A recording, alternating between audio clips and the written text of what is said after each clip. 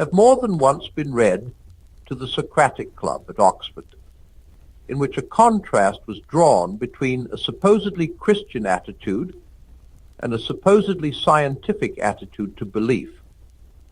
We have been told that the scientist thinks it his duty to proportion the strength of his belief exactly to the evidence, to believe less as there is less evidence, and to withdraw belief altogether when reliable adverse evidence turns up.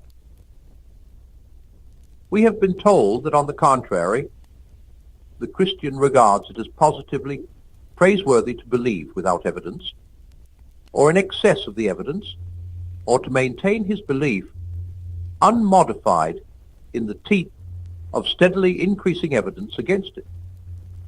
Thus, a faith that has stood firm, which appears to mean a belief immune from all the assaults of reality, is commended. If this were a fair statement of the case, then the coexistence within the same species of such scientists and such Christians would be a very staggering phenomenon. The fact that the two classes appear to overlap, as they do, would be quite inexplicable. Certainly, all discussion between creatures so different would be hopeless. The purpose of this essay is to show that things are really not quite so bad as that. The sense in which scientists proportion their belief to the evidence and the sense in which Christians do not, both need to be defined more closely. My hope is that when this has been done, though disagreement between the two parties may remain, they will not be left staring at one another in wholly dumb and desperate incomprehension. And first, a word about belief in general. I do not see that the state of proportioning belief to evidence is anything like so common in the scientific life as has been claimed. Scientists are mainly concerned not with believing things, but with finding things out. And no one, to the best of my knowledge, uses the word believe about things he has found out. The doctor says he believes a man was poisoned before he has examined the body. After the examination, he says the man was poisoned. No one says that he believes the multiplication table. No one who catches a thief red-handed says he believes that man was stealing. The scientist, when at work, that is, when he is a scientist, is laboring to escape from belief and unbelief into knowledge. Of course, he uses hypotheses or supposals. I do not think these are beliefs. We must look, then, for the scientist's behavior about belief, not to his scientific life, but to his leisure hours. In actual modern English usage, the verb believe, except for two special usages, generally expresses a very weak degree of opinion. Where is Tom? Gone to London, I believe. The speaker would be only mildly surprised if Tom had not gone to London after all. What was the date? 430 BC, I believe. The speaker means that he is far from sure. It is the same with the negative if it is put in the form, I believe not. Is Jones coming up this term? I believe not. But if the negative is put in a different form, it then becomes one of the special usages I mentioned a moment ago. This is, of course, the form, I don't believe it, or the still stronger, I don't believe you. I don't believe it is far stronger on the negative side than I believe is on the positive. Where is Mrs. Jones? Eloped with the butler. I believe.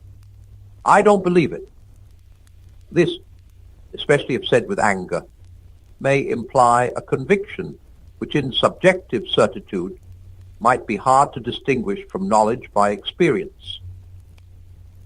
The other special usage is I believe, as uttered by a Christian. There is no great difficulty in making the hardened materialist understand, however little he approves, the sort of mental attitude which this "I believe" expresses. The materialist need only picture himself replying to some report of a miracle. "I don't believe it." And then imagine the same degree of conviction on the opposite side. He knows that he cannot there and then produce a refutation of the miracle which would have the certainty of mathematical demonstration, but the formal possibility that the miracle might, after all, have occurred does not really trouble him any more than a fear that water might not be H&O. Similarly, the Christian does not necessarily claim to have demonstrative proof, but the formal possibility that God might not exist is not necessarily present in the form of the least actual doubt. Of course, there are Christians who hold that such demonstrative proof exists, just as there may be materialists who hold that there is demonstrative disproof. But then, whichever of them is right, if either is, while he retained the proof or disproof, would be not believing or disbelieving, but knowing. We are speaking of belief and disbelief in the strongest degree, but not of knowledge. Belief in this sense seems to me to be assent to a proposition which we think so overwhelmingly probable that there is a psychological exclusion of doubt, though not a logical exclusion of dispute. It may be asked whether belief, and of course disbelief, of this sort ever attaches to any but theological propositions. I think that many beliefs approximate to it. That is, many probabilities seem to us so strong that the absence of logical certainty does not induce in us the least shade of doubt. The scientific beliefs of those who are not themselves scientists often have this character, especially among the uneducated. Most of our beliefs about other people are of the same sort. The scientist himself, or he who was a scientist in the laboratory, has beliefs about his wife and friends, which he holds, not indeed without evidence, but with more certitude than the evidence, if weighed in the laboratory manner, would justify. Most of my generation had a belief in the reality of the external world and of other people, if you prefer it, a disbelief in solipsism, far in excess of our strongest arguments. It may be true, as they now say, that the whole thing arose from category mistakes and was a pseudo-problem, but then we didn't know that in the 20s. Yet we managed to disbelieve in solipsism all the same. There is, of course, no question so far of belief without evidence. We must beware of confusion between the way in which a Christian first assents to certain propositions and the way in which he afterwards adheres to them. These must be carefully distinguished. Of the second, it is true, in a sense, to say that Christians do recommend a certain discounting of apparent contrary evidence, and I will later attempt to explain why. But so far as I know, it is not expected that a man should assent to these propositions in the first place without evidence, or in the teeth of the evidence. At any rate, if anyone expects that, I certainly do not. And in fact, the man who accepts Christianity always thinks he had good evidence, whether like Dante, physici e metaphysici, argumenti, or historical evidence, or the evidence of religious experience, or authority, or all these together. For of course, authority, however we may value it in this or that particular instance, is a kind of evidence. All of our historical beliefs, most of our geographical beliefs, many of our beliefs about matters that concern us in daily life, are accepted on the authority of other human beings, whether we are Christians, atheists, scientists, or men in the street. It is not the purpose of this essay to weigh the evidence of whatever kind on which Christians base their belief. To do that would be to write a full-dress apologia. All that I need do here is to point out that, at the very worst, this evidence cannot be so weak as to warrant the view that all whom it convinces are indifferent to evidence. The history of thought seems to make this quite plain. We know, in fact, that believers are not cut off from unbelievers by any portentous inferiority of intelligence or any perverse refusal to think.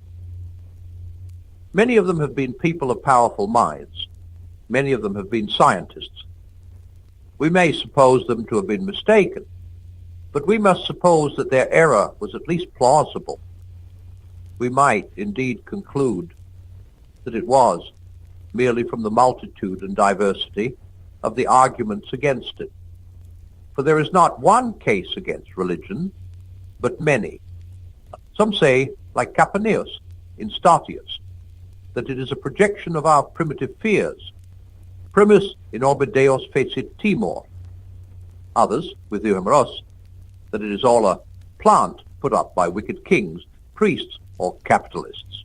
Others, with Tyler, that it comes from dreams about the dead. Others, with Fraser, that it is a byproduct of agriculture. Others, like Freud, that it is a complex. The moderns, that it is a category mistake. I will never believe that an error against which so many and various defensive weapons have been found necessary was, from the outset, wholly lacking in plausibility. All this post-haste and rummage in the land obviously implies a respectable enemy. There are, of course, people in our own day to whom the whole situation seems altered by the doctrine of the concealed wish. They will admit that men, otherwise apparently rational, have been deceived by the arguments for religion. But they will say that they have been deceived first by their own desires and produced the arguments afterwards as a rationalization. That these arguments have never been intrinsically even plausible, but have seemed so because they were secretly weighted by our wishes. Now, I do not doubt that this sort of thing happens in thinking about religion as in thinking about other things. But as a general explanation of religious assent, it seems to me quite useless. On that issue, our wishes may favor either side or both. The assumption that every man would be pleased, and nothing but pleased if only he could conclude that Christianity is true, appears to me to be simply preposterous.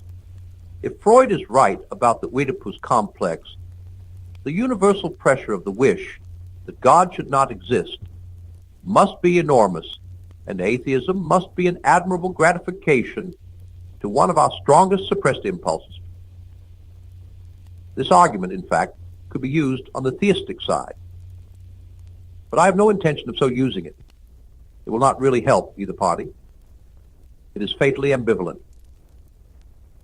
Men wish on both sides, and again there is fear, fulfillment, as well as wish fulfillment, and hypochondriac temperaments will always tend to think true what they most wish to be false. Thus, instead of the one predicament on which our opponents sometimes concentrate, there are in fact four. A man may be a Christian because he wants Christianity to be true. He may be an atheist because he wants atheism to be true. He may be an atheist because he wants Christianity to be true. He may be a Christian because he wants atheism to be true. Surely these possibilities cancel one another out. They may be of some use in analyzing a particular instance of belief or disbelief where we know the case history, but as a general explanation of either, they will not help us. I do not think they overthrow the view that there is evidence both for and against the Christian propositions which fully rational minds, working honestly, can assess differently. I therefore ask you to substitute a different and less tidy picture for that with which we began. In it, you remember, two different kinds of men, scientists, who proportioned their belief to the evidence, and Christians who did not, were left facing one another across a chasm. The picture I should prefer is like this. All men alike, on questions which interest them, escape from the region of belief into that of knowledge when they can, and if they succeed in knowing, they no longer say they believe. The questions in which mathematicians are interested admit of treatment by a particularly clear and a strict technique. Those of the scientist have their own technique, which is not quite the same. Those of the historian and the judge are different again. The mathematician's proof, at least so we laymen suppose, is by reasoning, the scientists by experiment, the historians by documents, the judges by concurring sworn testimony.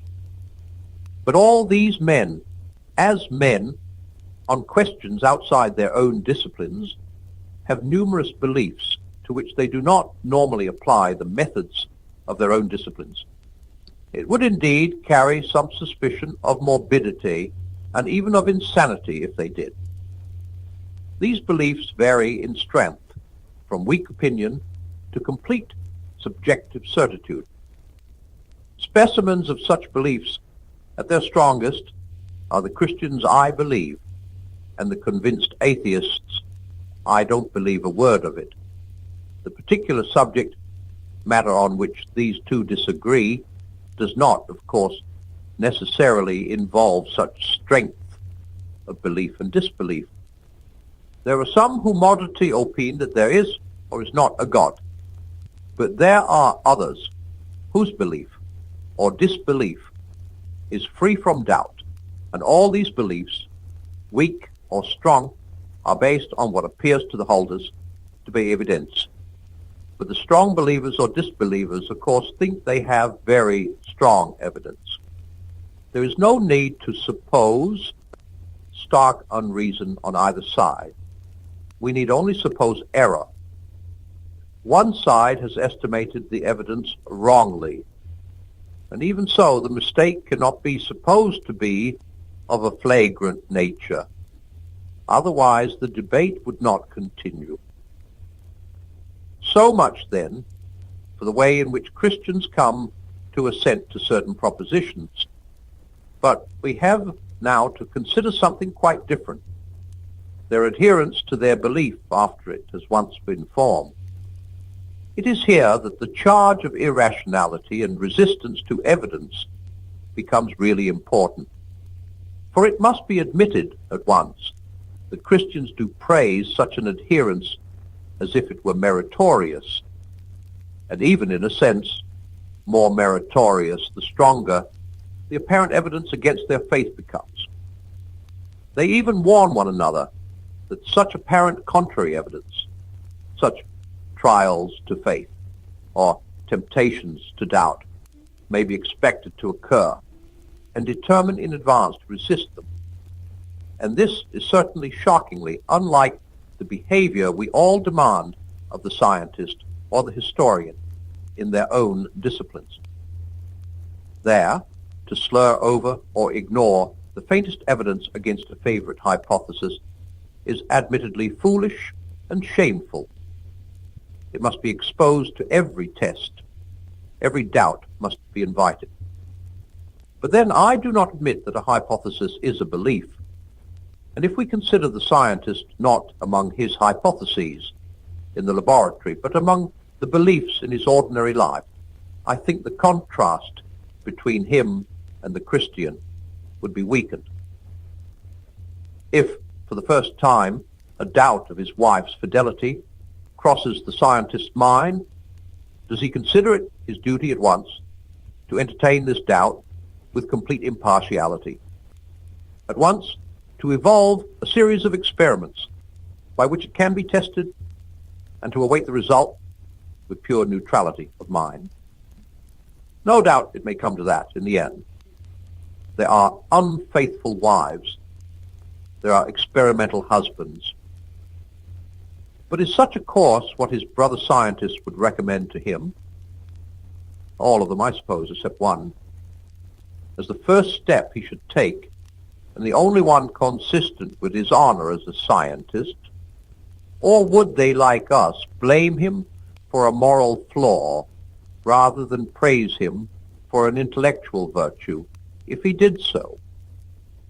This is intended, however, merely as a precaution against exaggerating the difference between Christian obstinacy in belief and the behavior of normal people about their non-theological beliefs.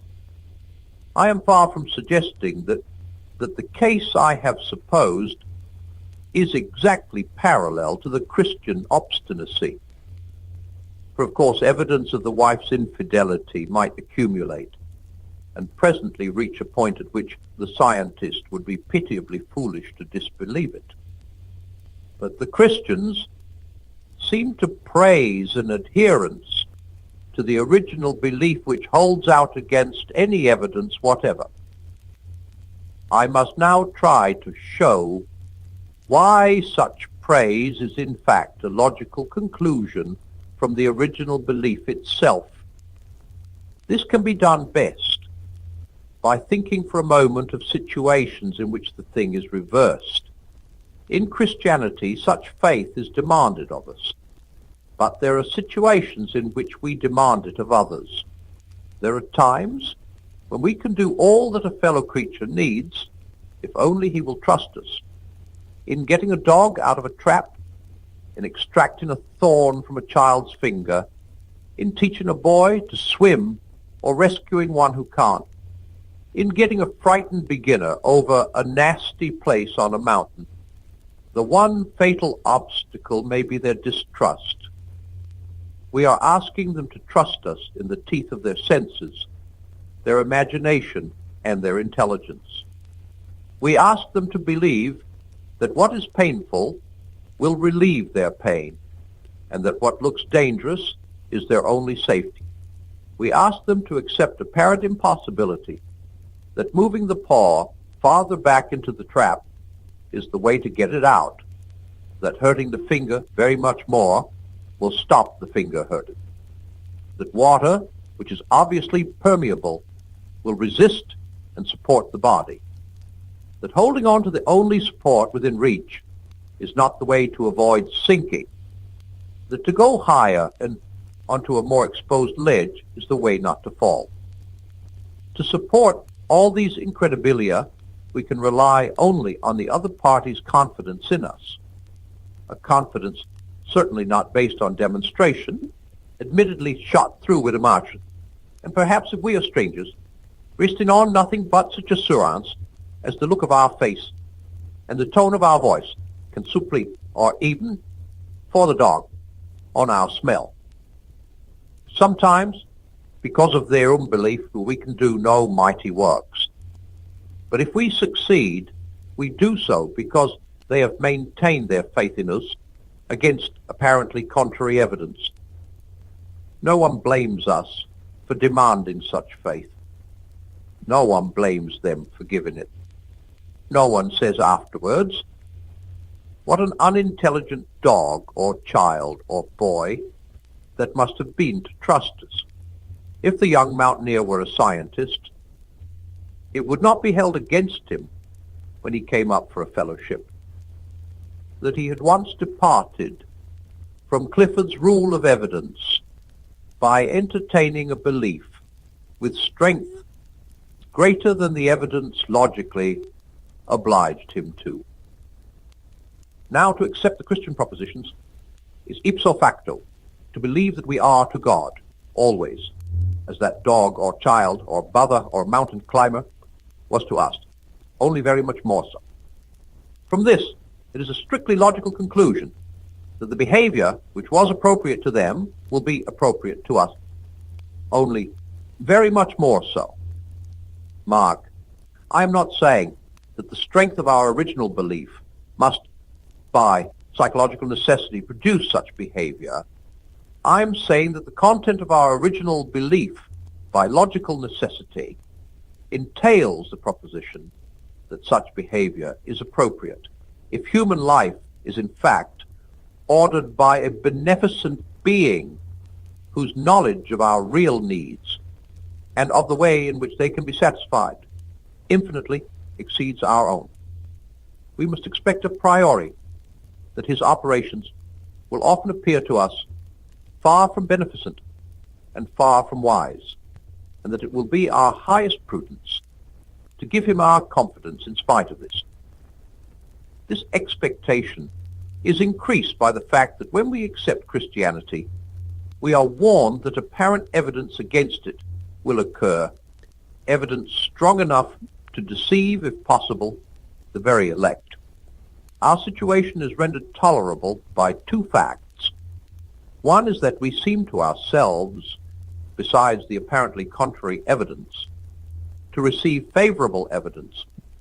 Some of it is in the form of external events, as when I go to see a man moved by what I felt to be a whim, and find he has been praying that I should come to him that day.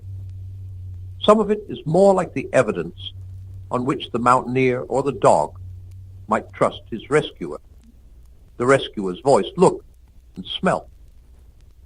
For it seems to us, though you, on your premises, must believe us deluded, that we have something like a knowledge by acquaintance of the person we believe in, however imperfect and intermittent it may be. We trust not because a God exists, but because this God exists. Or if we ourselves dare not claim to know him, Christendom does, and we trust at least some of its representatives in the same way because of the sort of people they are. The second fact is this: we think we can see already. Why? If our original belief is true, such trust beyond the evidence, against much apparent evidence, has to be demanded of us. For the question is not about being helped out of one trap or over one difficult place in a climb. We believe that his intention is to create a certain personal relation between himself and us, a relation really sui generis, but analogically describable in terms of filial or of erotic love. Complete trust is an ingredient in that relation. Such trust as could have no room to grow except where there is also room for doubt. To love involves trusting the beloved beyond the evidence, even against much evidence. No man is our friend who believes in our good intentions only when they are proved. No man is our friend who will not be very slow to accept evidence against them. Such confidence between one man and another is in fact almost universally praised as a moral beauty, not blamed as a logical error. And the suspicious man is blamed for a meanness of character, not admired for the excellence of his logic. There is, you see, no real parallel between Christian obstinacy in faith and the obstinacy of a bad scientist trying to preserve a hypothesis, although the evidence has turned against it. Unbelievers very pardonably get the impression that an adherence to our faith is like that, because they meet Christianity, if at all, mainly in apologetic works. And there, of course, the existence and beneficence of God must appear as a speculative question like any other. Indeed, it is a speculative question as long as it is a question at all. But once it has been answered in the affirmative, you get quite a new situation. To believe that God, at least this God, exists, is to believe that you as a person now stand in the presence of God as a person. What would, a moment before, have been variations in opinion, now become variations in your personal attitude to a person. You are no longer faced with an argument which demands your assent, but with a person who demands your confidence. A faint analogy would be this: it is one thing to ask in vacuo, whether so-and-so will join us tonight, and another to discuss this when so-and-so's honor is pledged to come, and some great matter depends on his coming. In the first case, it would be merely reasonable, as the clock ticked on, to expect him less and less. In the second, a continued expectation, far into the night, would be due to our friend's character, if we had found him reliable before. Which of us would not feel slightly ashamed if 1 moment after we had given him up, he arrived with a full explanation of his delay? We should feel that we ought to have known him better. Now, of course, we see, quite as clearly as you, how agonizingly two-edged all this is. A faith of this sort, if it happens to be true, is obviously what we need, and it's infinitely ruinous to lack it. But there can be faith of this sort, where it is wholly ungrounded. The dog may lick the face of the man who comes to take it out of the trap, but the man may only mean to vivisect it in South Park's Road when he has done so. The ducks who come to the call, "Dilly, dilly, come and be killed," have confidence in the farmer's wife, and she wrings their necks for their pains.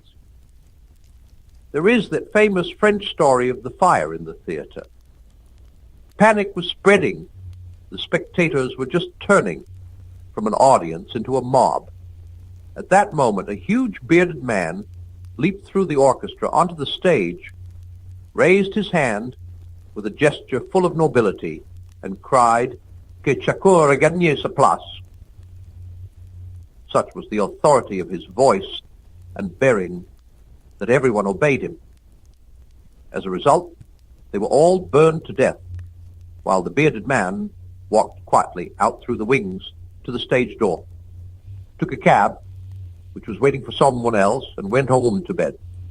That demand for our confidence, which a true friend makes of us, is exactly the same that a confidence trickster would make.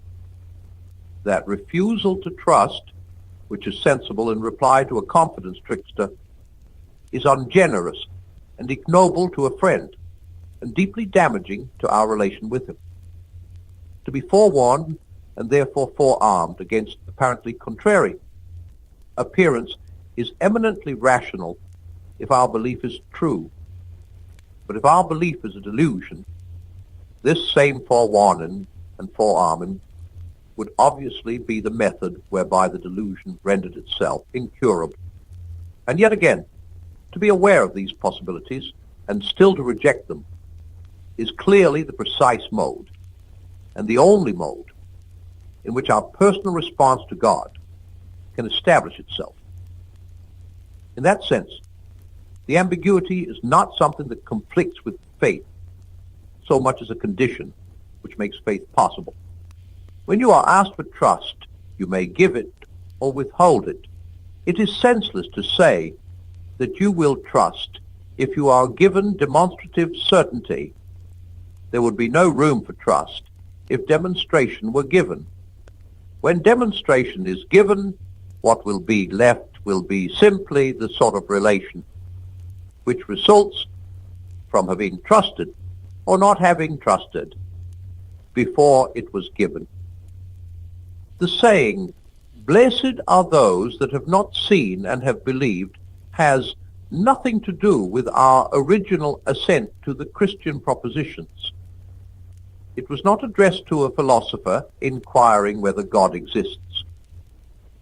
It was addressed to a man who already believed that, who already had long acquaintance with a particular person, and evidence that that person could do very odd things, and who then refused to believe one odd thing more, often predicted by that person, and vouched for by all his closest friends. It is a rebuke not to skepticism in the philosophic sense, but to the psychological quality of being suspicious.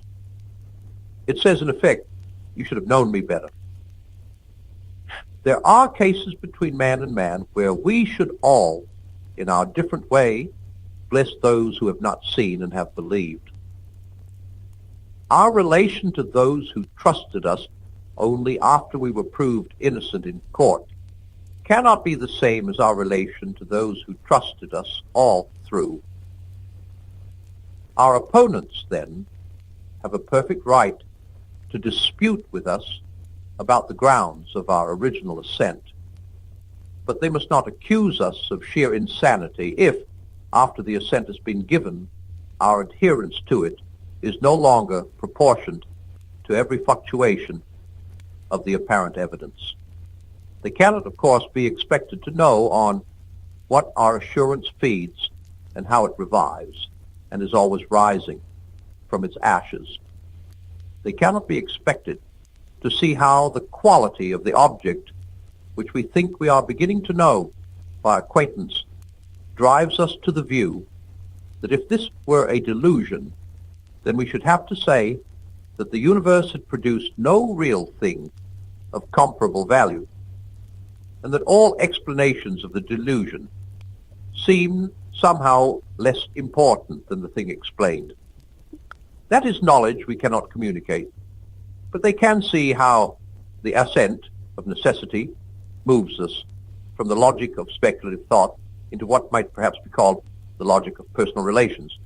What would, up till then, have been variations simply of opinion become variations of conduct by a person to a person. Credere dem esse turns into credere in dem. And dem here is this God, the increasingly knowable Lord.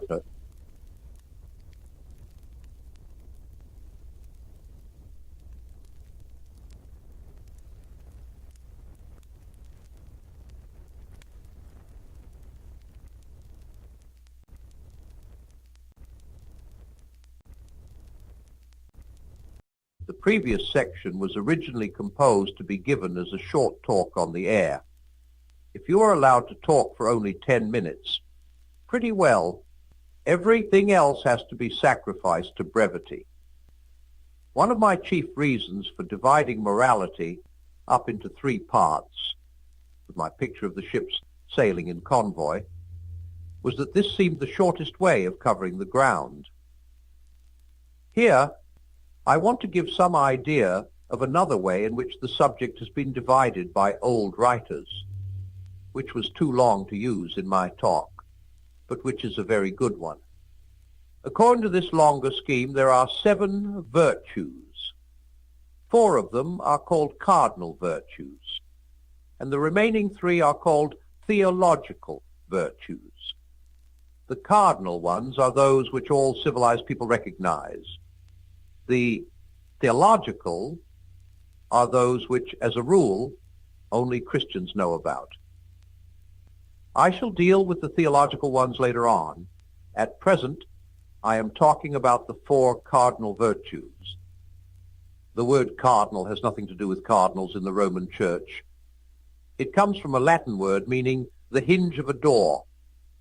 These were called cardinal virtues because they are, as we should say, pivotal. They are prudence, temperance, justice, and fortitude. Prudence means practical common sense, taking the trouble to think out what you are doing and what is likely to come of it. Nowadays, most people hardly think of prudence as one of the virtues. In fact, because Christ said we could only get into his world by being like children, many Christians have the idea that, provided you are good, it does not matter being a fool. But that is a misunderstanding. In the first place, most children show plenty of prudence about doing the things they are really interested in and think them out quite sensibly. In the second place, as St. Paul points out, Christ never meant that we were to remain children in intelligence. On the contrary, he told us to be not only as harmless as doves, but also as wise as serpents. He wants a child's heart, but a grown-up's head. He wants us to be simple, single-minded, affectionate, and teachable as good children are.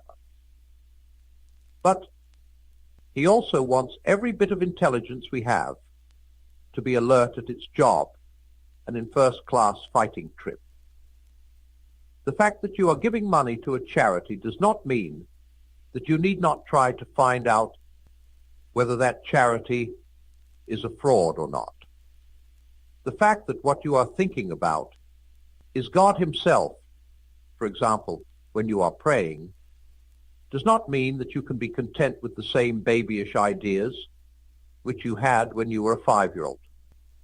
It is, of course, quite true that God will not love you any the less, or have less use for you, if you happen to have been born with a very second-rate brain. He has room for people with very little sense, but he wants everyone to use what sense they have. The proper motto is not "Be good, sweet maid, and let who can be clever," but "Be good, sweet maid, and don't forget that this involves being as clever as you can." God is no fonder of intellectual slackers than of any other slackers. If you are thinking of becoming a Christian, I warn you, you are embarking on something which is going to take the whole of you, brains and all. But fortunately, it works the other way round. Anyone who is honestly trying to be a Christian will soon find his intelligence being sharpened. One of the reasons why it needs no special education to be a Christian is that Christianity is an education itself.